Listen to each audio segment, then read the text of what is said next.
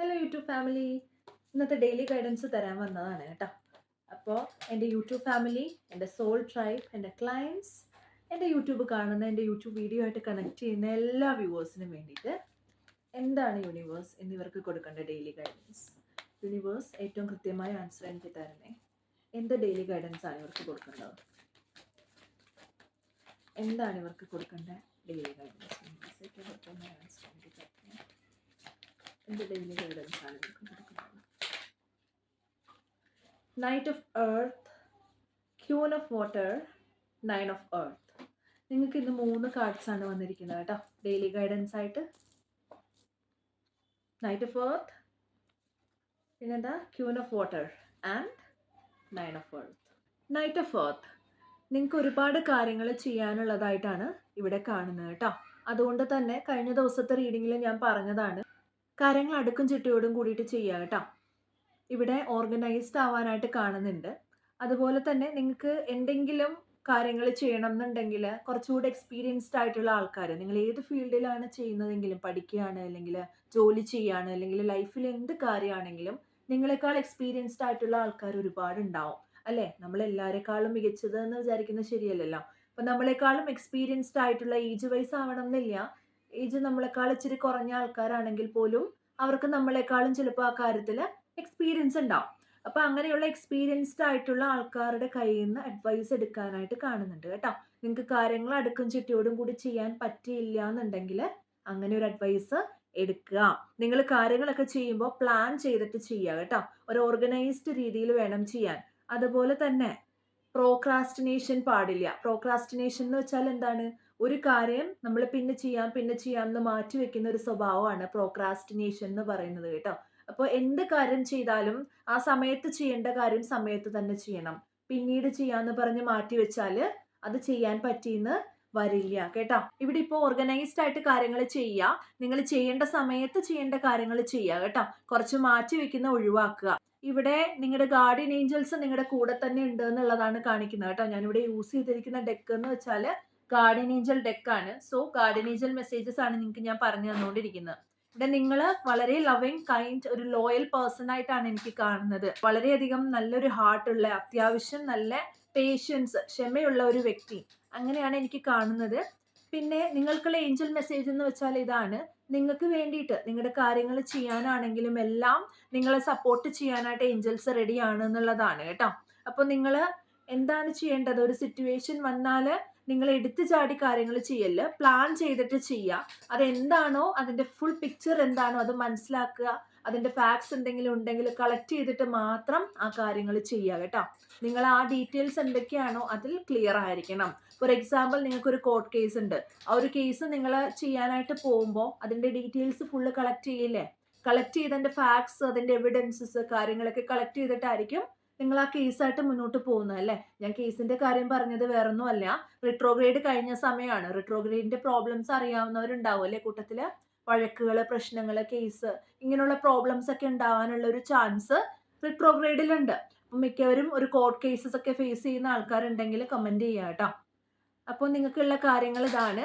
അതുപോലെ കാര്യങ്ങൾ ചെയ്യുമ്പോൾ ഒരു മെത്തോഡിക്കൽ അപ്രോച്ച്, ഒരു മെത്തേഡ് വൈസ് അല്ലെങ്കിൽ ഒരു ഓർഗനൈസ്ഡ് രീതിയിൽ കാര്യങ്ങൾ ചെയ്യുക കേട്ടോ. അടുത്തത് നിങ്ങൾക്ക് വന്നിട്ടുള്ളത് ക്യൂൻ ഓഫ് വാട്ടർ ആണ്. ക്യൂൻ ഓഫ് വാട്ടർ ഇവിടെ ആദ്യം വന്നത് എർത്ത് സൈൻ ആണ് കേട്ടോ. എർത്ത് സൈൻ ആണ്, ടോറസ്, വിർഗോ, കാപ്രിക്കോൺ. ഇവിടെ ഇപ്പോൾ വാട്ടർ സൈൻ വന്നിട്ടുണ്ട്. ഇപ്പോൾ വാട്ടർ സൈൻസ് ആരെങ്കിലും കാണുന്നുണ്ടെങ്കിൽ കമന്റ് ചെയ്യാം. Water sign, Pisces, Scorpio, Cancer കേട്ടോ. ഇതിലുള്ള ആൾക്കാർ ആരെങ്കിലും ഉണ്ടെങ്കിൽ ഒന്ന് കമന്റ് ചെയ്യാം. ഇവിടെ ചില ആൾക്കാരുടെ സിറ്റുവേഷൻ എന്ന് വെച്ചാൽ നിങ്ങൾക്ക് കുറച്ചുകൂടെ നിങ്ങൾ ഇമോഷണലി ഒക്കെ ഒന്നുകൂടെ എന്താ പറയുക ഇതാവുന്നതായിട്ട്, കാര്യങ്ങൾക്ക് നിങ്ങളുടെ ലൈഫിൽ വരുന്ന കാര്യങ്ങളോട് കുറച്ചുകൂടി ഇമോഷൻ വൈസ് നിങ്ങൾ കാര്യങ്ങളെ ഫേസ് ചെയ്യുന്നതായിട്ട് കാണുന്നു. ചില ആൾക്കാർക്കൊക്കെ ഒരു ഇൻറ്റ്യൂഷൻ ഉള്ള ആൾക്കാരുള്ളതായിട്ട് കാണുന്നുണ്ട് കേട്ടോ. അതായത് മിക്ക കാര്യങ്ങളും നടക്കുന്നതിന് മുമ്പ് നിങ്ങൾക്ക് തന്നെ മനസ്സിൽ തോന്നുക, ഇന്ന കാര്യമാണ് സംഭവിക്കാൻ പോകുന്നതെന്ന് ഒരു ഇൻറ്റ്യൂഷൻ തോന്നുന്ന ആൾക്കാർ ഈ കൂട്ടത്തിൽ ഉണ്ടെങ്കിൽ കമന്റ് ചെയ്യാം. സോ നിങ്ങൾ കുറച്ചുകൂടെ കാര്യങ്ങൾ ഇമോഷണലി ഹാൻഡിൽ ചെയ്യുന്ന ആളാവാൻ ചാൻസ് ഉണ്ട്. നിങ്ങൾക്കൊരു ഭയങ്കര ബിഗ് ഹാർട്ട്, അതുപോലെ ഭയങ്കര സ്നേഹമുള്ള ഒരാൾ ഒക്കെ ആവാനുള്ള ചാൻസ് ഉണ്ട്. മറ്റുള്ളവരെയൊക്കെ നല്ല എന്താ പറയുക, മറ്റുള്ളവരെയൊക്കെ ഒരുപാട് സപ്പോർട്ട് ചെയ്യുന്ന, സന്തോഷിപ്പിക്കുന്ന, സ്നേഹിക്കുന്ന ഒരാൾ. ഈവൻ സ്ട്രേഞ്ചേഴ്സ് ആണെങ്കിൽ പോലും നിങ്ങളുടെ കൂടെ ഭയങ്കര കംഫർട്ടബിൾ ആയിട്ടൊക്കെ ഫീൽ ചെയ്യിക്കാൻ പറ്റിയ ഒരാളൊക്കെ ആവാൻ ചാൻസ് ഉണ്ട്. നിങ്ങൾക്കുള്ള ഏഞ്ചൽസിന്റെ മെസ്സേജ് എന്ന് വെച്ചാൽ നിങ്ങൾക്ക് അത്രയ്ക്കും എന്താ പറയുക സ്നേഹിക്കാനുള്ള ഒരു കപ്പാസിറ്റി നിങ്ങളുടെ ആ ഒരു ഹൃദയത്തിനുണ്ട് എന്നാണ്. പക്ഷെ നിങ്ങൾ ഒരുപാട് കൊടുക്കും. നിങ്ങൾ സ്നേഹിച്ചാൽ ഒരുപാട് സ്നേഹിക്കുക, ആരെങ്കിലും ഹെൽപ്പ് ചെയ്താൽ ഒരുപാട് ഹെൽപ്പ് ചെയ്യുക. അങ്ങനെ ഓവറായിട്ട് നിങ്ങൾ ചെയ്യുന്ന ഒരു മെന്റാലിറ്റി ഉണ്ടെങ്കിൽ അതൊന്ന് കുറയ്ക്കാൻ പറയുന്നുണ്ട് കേട്ടോ. നിങ്ങളുടെ ബൗണ്ടറീസ് നിങ്ങൾ സ്ട്രോങ് ആക്കി വെക്കുക. എന്നിട്ട് മാത്രം എന്ത് ചെയ്യാം, മറ്റുള്ളവരെ ഹെൽപ്പ് ചെയ്യുക. നിങ്ങൾ നിങ്ങളുടെ കാര്യം സ്റ്റേബിൾ ആയതിനു ശേഷം മാത്രം മറ്റുള്ളവരെ ഹെൽപ്പ് ചെയ്യുക. ഫോർ എക്സാമ്പിൾ നിങ്ങൾ ഫിനാൻഷ്യലി സ്റ്റേബിൾ ആണെങ്കിൽ മാത്രം മറ്റുള്ളവർക്ക് പൈസ കൊടുക്കുക. നിങ്ങളുടെ കയ്യിൽ കാശില്ല, മറ്റൊരാളെ സഹായിക്കാൻ എവിടുന്നെങ്കിലും കടം വാങ്ങിച്ചിട്ട് കൊടുത്താൽ നിങ്ങൾ കൂടെ എന്താവും, കടക്കെണിയിലാവും. മനസ്സിലായോ? ആ വ്യക്തി ലാസ്റ്റ് പൈസ തരണമെന്നില്ല. സോ നിങ്ങൾ എന്താ ചെയ്യേണ്ടതെന്ന് വെച്ചാൽ നിങ്ങൾക്ക് നിങ്ങളുടെ ബൗണ്ടറി സ്ട്രോങ് ആക്കിയിട്ട് മാത്രം ബാക്കിയുള്ളവരെ സഹായിക്കാൻ നിൽക്കുക. നമ്മൾ രണ്ട് കാലിൽ ഉറച്ചിട്ടല്ലേ ബാക്കിയുള്ളവരെ, നമ്മൾ രണ്ട് കാലിൽ നിന്നാലല്ലേ മറ്റുള്ളവരെ നമുക്ക് ഹെൽപ്പ് ചെയ്യാൻ പറ്റുള്ളൂ. അല്ലാതെ ഒരാളെ ചേർത്ത് പിടിക്കാൻ പറ്റുമോ? ഇല്ല. സോ ആ ഒരു കാര്യം മനസ്സിൽ വിചാരിക്കുക. നിങ്ങൾ കൗൺസിലേഴ്സ് ആരെങ്കിലും ഒക്കെ ഈ ഗ്രൂപ്പിൽ ഉണ്ടെന്നുണ്ടെങ്കിൽ ഒന്ന് കമന്റ് ചെയ്യുക കേട്ടോ.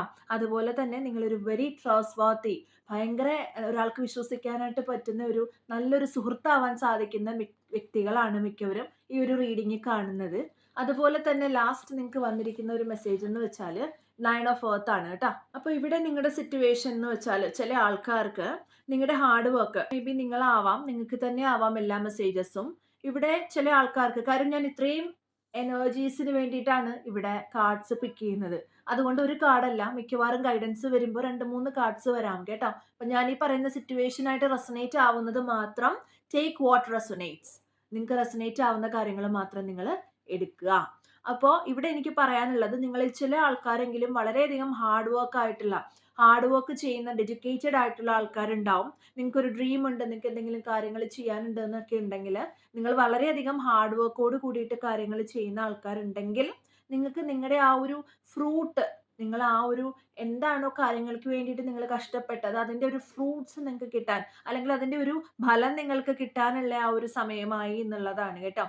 ചില ആൾക്കാരെങ്കിലും ഇപ്പോൾ കുറച്ച് ലക്ഷറീസിലേക്ക് വന്നിട്ടുണ്ടാവാം, കുറച്ച് അധികം നല്ല സൗഭാഗ്യങ്ങൾ കിട്ടി വരുന്ന ആൾക്കാർ, അല്ലെങ്കിൽ അതിൻ്റെ ഒരു സ്റ്റാർട്ടിങ് സ്റ്റേജിലൊക്കെ ആയിട്ടുള്ളവരുണ്ടെങ്കിൽ ഒന്ന് കമന്റ് ചെയ്യുക. അതുപോലെ തന്നെ നിങ്ങൾക്ക് ആ ഒരു നിങ്ങളാണ് ഇത് ചെയ്തത്, നിങ്ങൾക്കത് ചെയ്തെടുക്കാൻ സാധിച്ചു എന്നുള്ള ആ ഒരു കാര്യമുണ്ടല്ലോ, ആ ഒരു കാര്യം നിങ്ങളിൽ തന്നെ മനസ്സിലാക്കിയെടുക്കുക. നിങ്ങൾ നിങ്ങളെ തന്നെ ഒന്ന് ഇടയ്ക്കൊന്ന് പാറ്റ് ചെയ്യാം. നിങ്ങളെ തന്നെ, നിങ്ങൾക്കത് ചെയ്യാൻ പറ്റിയ പ്രൗഡ് ഓഫ് മൈ സെൽഫ്, അങ്ങനെ ചെയ്യുക കേട്ടോ. നിങ്ങൾ റിലാക്സ് ചെയ്യേണ്ട ഒരു സമയമാണ്. അടുത്തത് എന്താണെന്ന് വെച്ചാൽ അതിലേക്ക് ഫോക്കസ് ചെയ്യുക കേട്ടോ. നിങ്ങൾക്ക് ഫിനാൻഷ്യൽ സെക്യൂരിറ്റി ഉണ്ടാവാനുള്ളൊരു സമയമായി എന്നുള്ളത് എനിക്ക് കാണുന്നുണ്ട്. അറ്റ് ദ സെയിം ടൈം നിങ്ങളൊരു നല്ല വ്യക്തിയുമാണ്, ഗുഡ് പേഴ്സൺ, അങ്ങനെ കാണുന്നു കേട്ടോ. നല്ല മനസ്സിനുടമയാണ്. At the same time financially നിങ്ങൾ സെക്യൂർ ആവുന്നു എന്ന് കാണുന്നുണ്ട്. അപ്പോൾ നിങ്ങൾ ചെയ്യേണ്ടത് എന്താണ്, നിങ്ങൾ നല്ല മനസ്സിനുടമയാണെങ്കിൽ സാമ്പത്തികമായിട്ട് നിങ്ങൾക്കൊരു ബേസ് കിട്ടുന്നുണ്ട് എന്നുണ്ടെങ്കിൽ നിങ്ങൾക്ക് കുറച്ചൊക്കെ നല്ല കാര്യങ്ങൾ ചെയ്യാൻ ഉള്ള സമയമാണ് അല്ലേ. നിങ്ങൾ കുറച്ച് യൂണിവേഴ്സിനോട് താങ്ക്സ് പറയുക, ഗ്രാറ്റിറ്റ്യൂഡ് എക്സ്പ്രസ് ചെയ്യുക. അതുപോലെ തന്നെ ഇല്ലാത്ത മനുഷ്യർക്ക് സഹായം ചെയ്യുക. അങ്ങനെയൊക്കെ നിങ്ങൾ നിങ്ങളുടെ വെൽത്ത് കുറച്ചൊക്കെ ഷെയർ ചെയ്യുക കേട്ടോ. ഏഞ്ചൽസിന്റെ മെസ്സേജ് എന്ന് വെച്ചാൽ നിങ്ങൾക്ക് സമാധാനം അർഹിക്കുന്ന ആൾക്കാരാണ് നിങ്ങൾ എന്നുള്ളതാണ് കേട്ടോ. നിങ്ങൾ എത്രത്തോളം ഹാർഡ് വർക്ക് ചെയ്തോ അതിൻ്റെതായ റെസ്റ്റ് നിങ്ങളുടെ മനസ്സിനും ശരീരത്തിനും കൊടുക്കണം കേട്ടോ. അപ്പൊ നിങ്ങളൊരു പീസ് ഡിസേർവ് ചെയ്യുന്ന ആൾക്കാരാണ്. നിങ്ങൾ എന്തോരം എഫേർട്ട് ഇട്ടിട്ടുണ്ടോ ആ ഒരു എഫേർട്ടിനുള്ള ഫലം നിങ്ങൾക്ക് കിട്ടാൻ തുടങ്ങുന്നു, ഇല്ലെങ്കിൽ ഓൾറെഡി കിട്ടി തുടങ്ങി എന്നാണ് എനിക്ക് കാണുന്നത് കേട്ടോ. അതുകൊണ്ട് തന്നെ നിങ്ങൾ തന്നെ ഒരു പ്രൗഡ് ഫീൽ ചെയ്യുന്ന ഒരു സമയം, അങ്ങനെയാണ് എനിക്കിവിടെ കാണുന്നത് കേട്ടോ. അപ്പോൾ എല്ലാവരും ഹാപ്പി ആയിട്ടിരിക്കുക, സന്തോഷമായിട്ടിരിക്കുക. ഇന്നത്തെ റീഡിംഗ് എല്ലാവർക്കും ഇഷ്ടപ്പെട്ടു എന്ന് വിശ്വസിക്കുന്നു. പേഴ്സണൽ റീഡിങ്സ് ബുക്ക് ചെയ്യേണ്ടവർക്ക് ഈ കാണുന്ന നമ്പറിൽ എന്നെ കോൺടാക്ട് ചെയ്യാവുന്നതാണ്. ഇനിയൊരു വീഡിയോ ആയിട്ട് കാണുന്നവരേക്കും ബൈ.